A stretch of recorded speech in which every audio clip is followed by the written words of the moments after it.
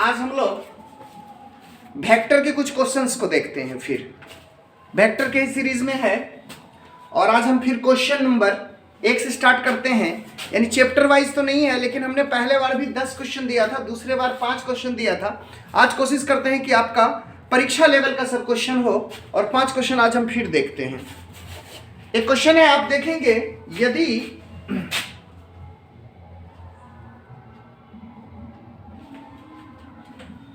Vector A बराबर आपको दिया है 2i cap plus j cap प्लस 3k कैप और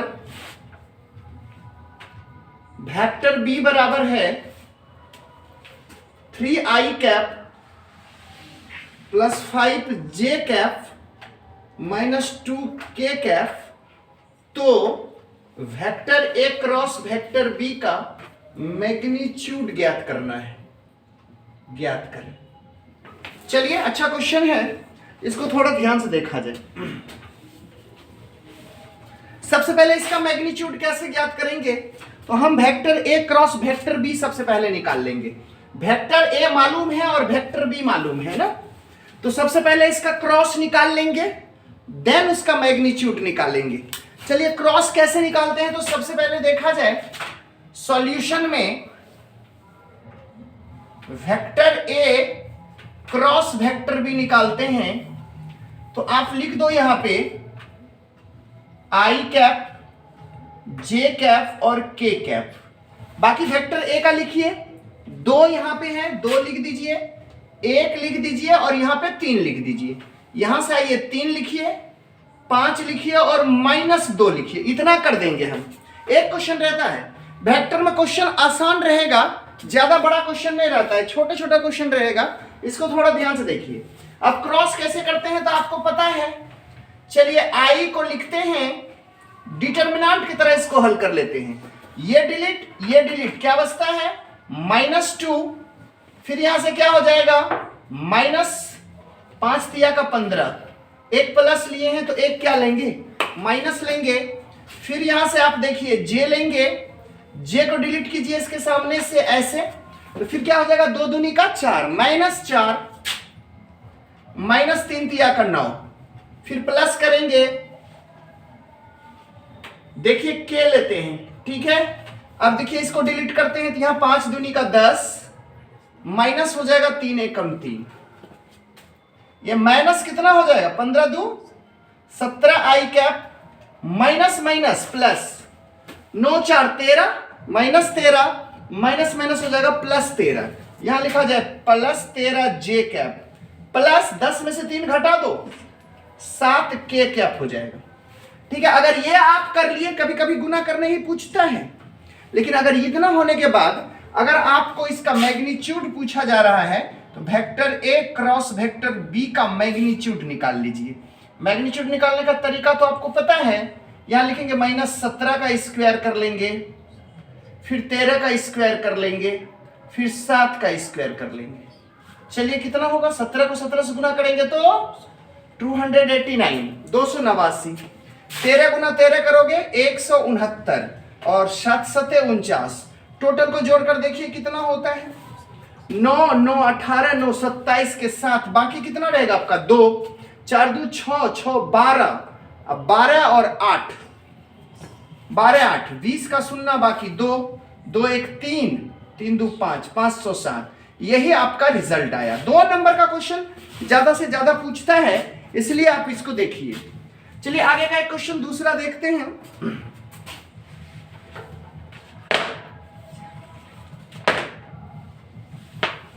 चलिए, लेमडा का मान ज्ञात कीजिए। एक अच्छा क्वेश्चन है, लिखा जाए, बार बार परीक्षा में आता है इस टाइप का क्वेश्चन।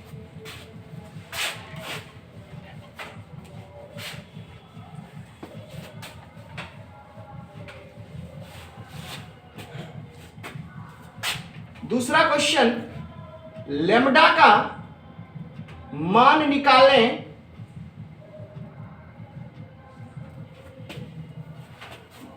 जिसके लिए 2 सदिश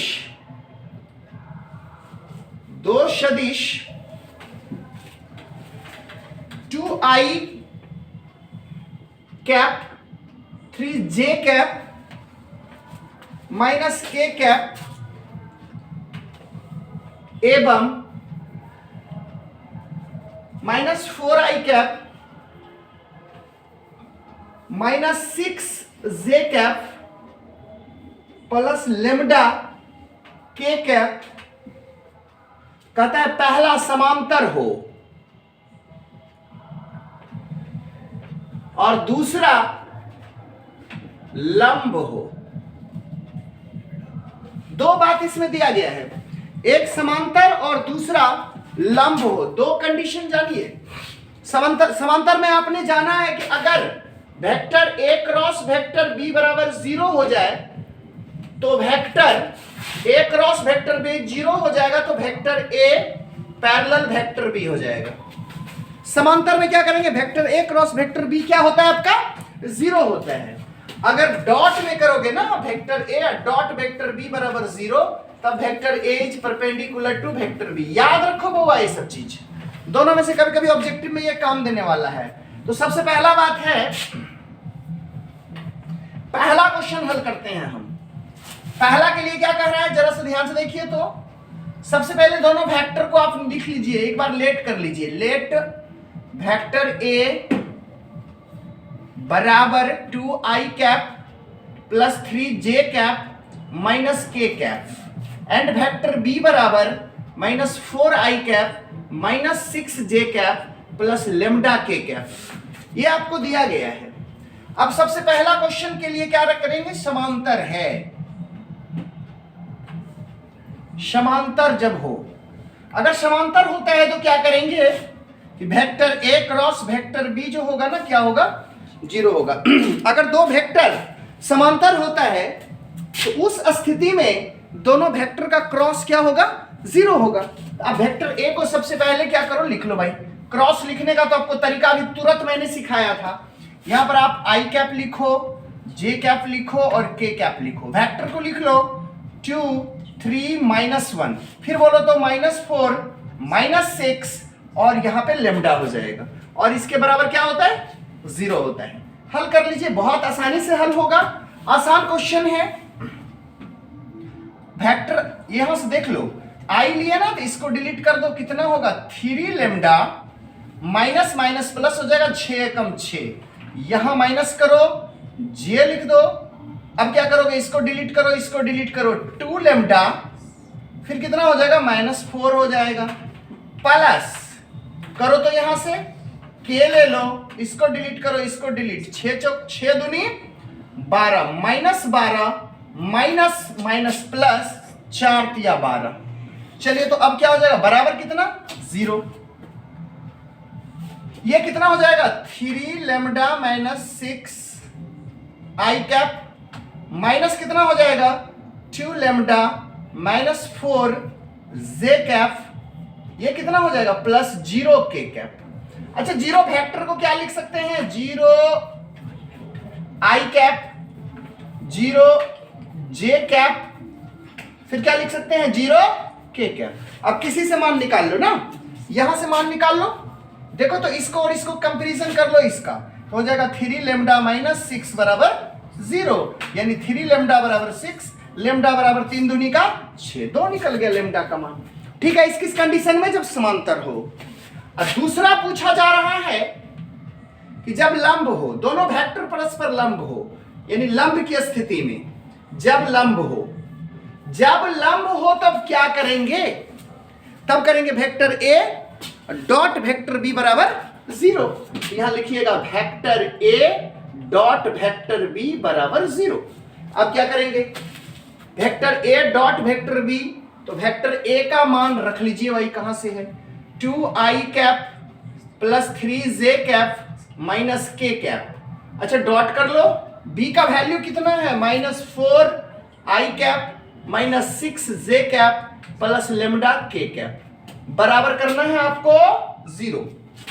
चलिए तो डॉट करके देखिए, डॉट वाले में तो आप जानते हो सेम का मान 1 होगा, i डॉट i का मान 1 होगा, याद रखना ऑब्जेक्टिव में पूछेगा आपको। i डॉट i का मान 1 होगा, आई क्रॉस आई का मान 0 होगा। क्रॉस में 0, डॉट में 1, याद रखना। और सेम तो 2 चौके 8 -8 हो जाएगा आई के साथ। अगर ये जे के साथ होगा तो 0 हो जाएगा, विपरीत हो जाएगा 0, विपरीत हो जाएगा 0। आइए फिर से करेंगे इसको। 36 18 -18 माइनस लैम्डा हो जाएगा आपका बराबर 0। जल्दी से बताइए 18 8 कितना, -26 माइनस लैम्डा बराबर 0, माइनस लैम्डा बराबर 26, यानी लैम्डा का मान -26। ये आपका आंसर होना चाहिए। चलिए ठीक है, अब इसको नोट कर लीजिए। तो हमने कहा 2 बात कि अगर आई डॉट आई होता है डॉट में 1, याद रखना बउआ, डॉट में 1 क्रॉस में 0 सेम हो तो आई क्रॉस आई 0, जे क्रॉस जे 0, के क्रॉस के 0।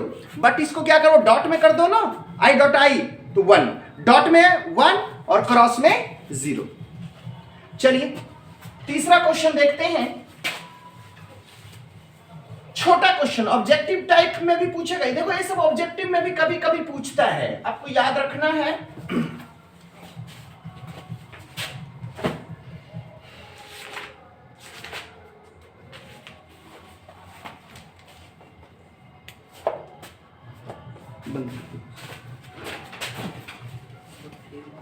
चलिए एक क्वेश्चन देते हैं 3 नंबर का।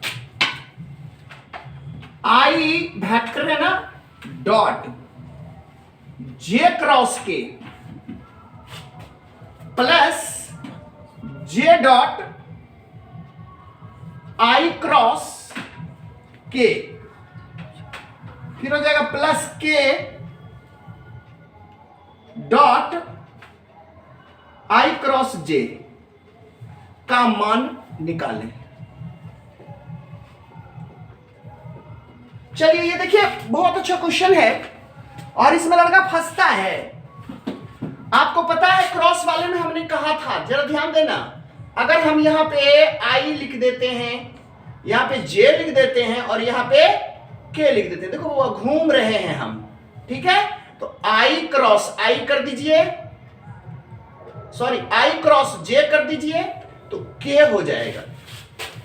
आई क्रॉस जे कीजिए के होगा, जे क्रॉस के कीजिए आई होगा, और के क्रॉस आई कर दीजिए तो जे हो जाएगा। उल्टा कर देना है। अगर आप देखो इस तरह से बोलते हैं जे क्रॉस आई हो जाए, अगर जे क्रॉस आई हो जाए उल्टा हो गया तो इसका मतलब माइनस के हो जाए, ठीक है। अगर उल्टा घूम रहे हैं तो माइनस में आएगा, सीधा घूमेंगे तो आपका प्लस में आएगा। इसके आधार पर आप देख लीजिए फटाफट यहां पे क्या है सॉल्यूशन में। आई डॉट जे क्रॉस के plus J dot I cross के प्लस के डॉट आई क्रॉस जे। देखो बाबा इसमें क्या करता है ना, बीच में कभी कभी चेंज कर देगा, के को इधर कर देगा, आई को उधर कर देना, इसमें फंस जाता है लड़का। इसलिए इसको थोड़ा एक बार ध्यान से देख लो तो कभी फंसना नहीं है। कभी 2 नंबर का भी पूछेगा नहीं तो ऑब्जेक्टिव में तो कंफर्म है। लिखेगा यहां पे बराबर आई जे क्रॉस के, जल्दी से बोलो, जे क्रॉस के बराबर आई हो जाएगा, यानी डॉट आई वेक्टर हो जाएगा। क्लियर। चलो यहां से लिखेगा plus J dot I cross के, आई क्रॉस के, जल्दी से बोलो, उल्टा चल रहे हैं, आई क्रॉस के इधर से नहीं, के क्रॉस आई तब जे होगा, आई क्रॉस के माइनस जे हो जाएगा, यहां पर माइनस जे हो जाएगा, माइनस में आ गया ना, प्लस के आई क्रॉस जे, आई क्रॉस जे, आई क्रॉस जे, आई क्रॉस जे क्या हो जाएगा आपका के हो जाएगा।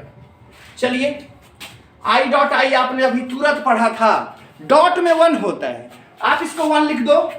अच्छा ये माइनस प्लस माइनस हो जाएगा, जे डॉट जे का मान भी 1 हो जाएगा, प्लस के डॉट के का भी मान 1 हो जाएगा, ये आपका कैंसिल, मतलब आंसर 1 हो जाएगा।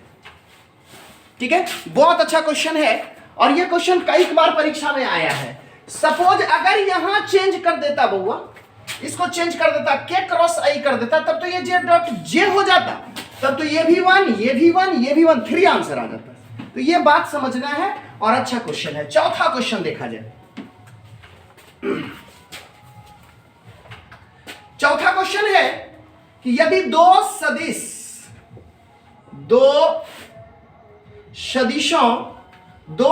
वेक्टर ए और वेक्टर बी के बीच का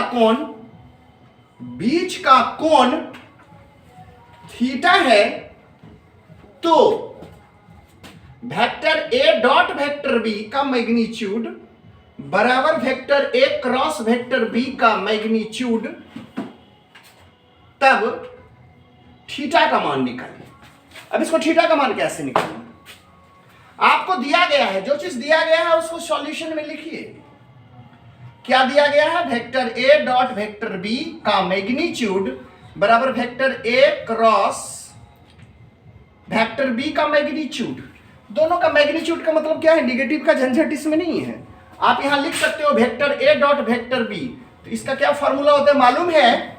वेक्टर ए का मैग्नीट्यूड वेक्टर बी का मैग्नीट्यूड और कॉस थीटा, डॉट में कॉस थीटा, और इधर आपका होता था वेक्टर ए का मैग्नीट्यूड वेक्टर बी का मैग्नीट्यूड साइन थीटा और एन यूनिट कैप। उसी एन यूनिट कैप को हटाने के लिए मैग्नीट्यूड दोनों तरफ लगाया है, ठीक है ना? तो खत्म हो गया। अब देखिए ये और ये कैंसिल, ये और ये कैंसिल, आपका बचा कॉस थीटा बराबर साइन थीटा। साइन थीटा को भगा दो इधर, कॉस थीटा बटे क्या होगा?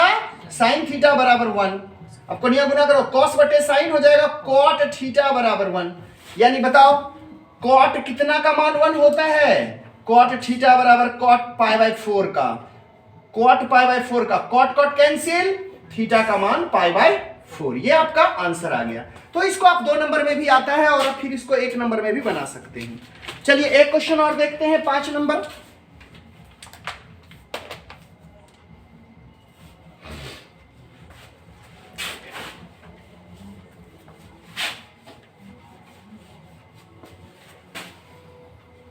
पांच नंबर क्वेश्चन है, मान लीजिए कि वेक्टर ए एवं वेक्टर बी दो वेक्टर है, दो मात्रक सदिश है। ये मात्रक सदिश है और उनके बीच का कोण थीटा है, तो vector A plus vector B एक मात्रक सदिश है, एक मात्रक सदिश है यदि, चलिए ऑब्जेक्टिव टाइप का है, क्या होना चाहिए? पहला में दिया है थीटा बराबर पाई बाय 4, दूसरा बी में दिया गया है आपको पाई बाय 3 थीटा का मान, सी में दिया गया है थीटा बराबर पाई बाय 2 और डी में दिया गया है थीटा बराबर 2 पाई बाय 3। अब आपको बताना है थीटा के कौन सा मान के लिए ये मात्रक सदिश हो जाएगा। चलिए इसका क्या मतलब? ए और बी भी मात्रक सदिश है। सॉल्यूशन में ए भी बी भी मात्रक सदिश है बउआ। इसको लिखेंगे वेक्टर ए का मैग्नीट्यूड भी 1 है, बी का मैग्नीट्यूड भी क्या है? 1 है। दूसरा क्या पूछता है? इसके बीच का कोण थीटा है और यह पूछा जा रहा है कि vector A plus vector B का जो मैग्नीट्यूड है यह भी 1 है। कब 1 होगा? तो थीटा का मान क्या रखेंगे जिसका ये भी मैग्नीट्यूड 1 हो जाएगा, यानी ये भी एक मात्रक सदिश हो जाएगा, यूनिट वेक्टर हो जाएगा, जिसका मान आपका 1 हो जाएगा।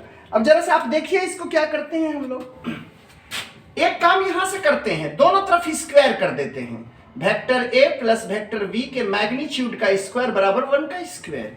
अच्छा इसको लिख सकते हैं आप vector A plus vector B dot vector A plus vector B बराबर 1 का स्क्वायर 1 हो जाएगा। कोई दिक्कत इसमें? अब देखो क्या करना है, दोनों का डॉट करके देखो, और दोनों को डॉट करेंगे तो क्या आ जाएगा, जरा ध्यान से देखिए।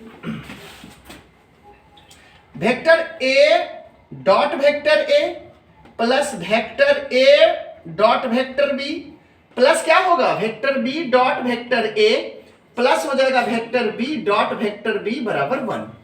अब यहां से बोलो इसको क्या करना है, वेक्टर ए के मैग्नीट्यूड का स्क्वायर। अच्छा ये देखो लिख देते हैं इसको, vector A dot vector B उल्टा दीजिए, vector A dot vector B plus vector B के मैग्नीट्यूड का स्क्वायर बराबर 1। इसका मान 1 है, 1 का स्क्वायर कर दोगे तो 1 हो जाएगा। ये 2 हो जाएगा vector A dot vector B, और ये भी 1 हो जाएगा, बराबर का है 1 होगा। वेक्टर बी का मैग्नीट्यूड ये दिया गया है आपको, ये दिया गया है। चलिए अब बताओ तो क्या होने वाला है, एक 1 कटने वाला है भाई। अब क्या बोलोगे, 2 vector A dot vector B, ये जो +1 है उस तरफ ले जाएंगे तो -1, vector A dot vector B बराबर हो जाएगा -1/2। क्या हो जाएगा, -1/2। अब ये भी आप जानते हो, यहां से आ जाओ, क्या जानते हो, vector A dot vector B का मान होता है वेक्टर ए का मैग्नीट्यूड वेक्टर बी का मैग्नीट्यूड cos थीटा बराबर -12। तब तो थीटा का मान निकलेगा। अगर ऐसा कर देंगे तब थीटा का मान आ जाएगा। इसका मान 1, इसका मान 1 गुना 1, cos थीटा बराबर -12, मतलब cos थीटा बराबर -12। अब ये बताओ cos थीटा -12 कब होगा, तो माइनस रखिएगा। ये cos कितना का मान, 1/2 cos कितना का मान, 1/2 cos कितना का मान, cos 60 का मान, यानी cos 60 का मतलब क्या, पाई/3। अब cos माइनस दूसरे घर में होना है, तो आप लिखिएगा cos theta cos pi minus पाई/3। अब देख लीजिए cos थीटा बराबर हो जाएगा cos, लघुत्तम ले लेंगे 3, पाई में से 1 पाई घट जाएगा, 2 पाई/3, cos cos कैंसिल, थीटा का मान 2 पाई/3। देखो है ऑब्जेक्टिव, लेकिन इसको क्लियर करने में थोड़ा टाइम लगता है। आपका डी आंसर आया, तो ये थोड़ा सा बनाना है, इस तरह से आप हल करेंगे तो फिर आपको आगे इसका 5 क्वेश्चन मिलेगा। तो कोशिश कीजिए, 2-3 वीडियो इसका है तो ज़्यादा आपको बनाने में मन लगेगा। चलिए इसके साथ खूब अच्छा से पढ़िए। चलिए ओके।